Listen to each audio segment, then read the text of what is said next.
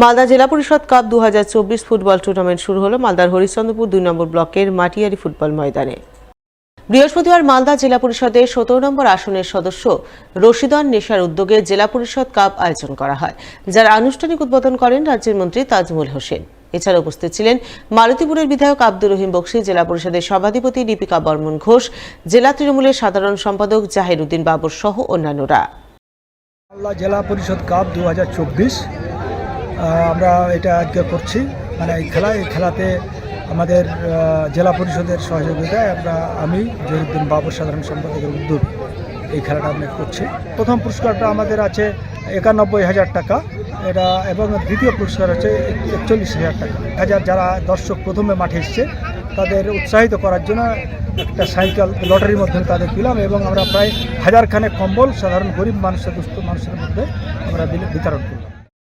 অন্যদিকে বর্তমান প্রজন্মকে মাঠমুখী করতে বিশেষ উদ্যোগ গ্রহণ করল নেহেরু যুব কেন্দ্র মালদা। উদ্যোগের অঙ্গ হিসেবে বাংলার ব্লকের ডাকাতপুকুর এলাকা আয়োজন করল block level sports tournament. 18-19 December এই দুদিন ধরে ব্লক লেভেলের স্পোর্টস টুর্নামেন্টে অনুষ্ঠিত হয় ডাকাতপুকুর মাঠে। সেখানে ছেলেদের ফুটবল, ভলিবল, সাইকেল রেস সহ দৌড় প্রতিযোগিতা অনুষ্ঠিত হয় এবং মেয়েদের শুধুমাত্র দৌড় প্রতিযোগিতার আয়োজন চোখে পড়ে।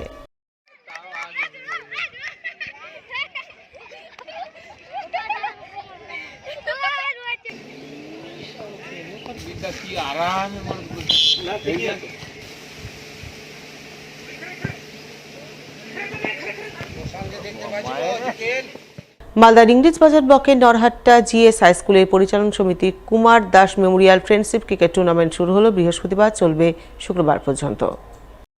2 দিবসীয় এই ক্রিকেট টুর্নামেন্টের বৃহস্পতিবার শুভারম্ভ হয় নরহাট্টা লিচুমোড় মাঠে। টুর্নামেন্টে নরহাট্টা জিএস হাই স্কুল সহ মোট 8টি স্কুল দল অংশগ্রহণ করে।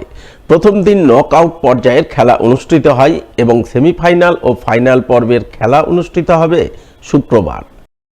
স্কুলের তত্ত্বাবধানে এটা দ্বিতীয় বছরের খেলা চলছে।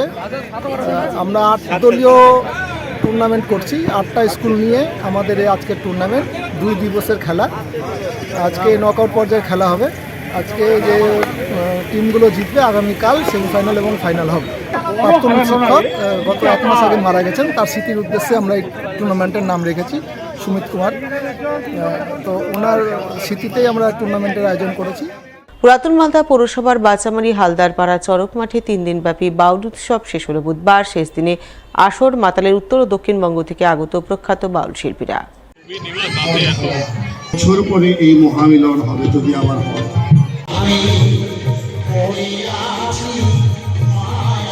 আমায় নিয়ে চলো গুরু হাতে ধরে,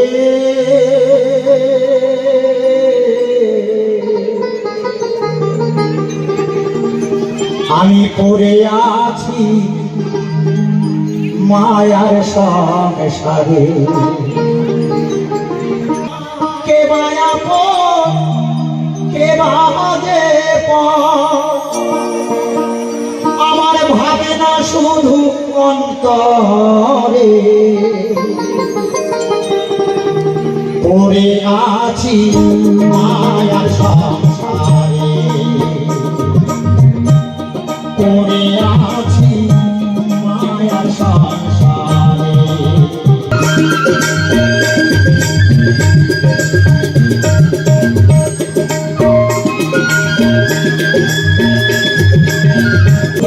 হলে সবাই বলে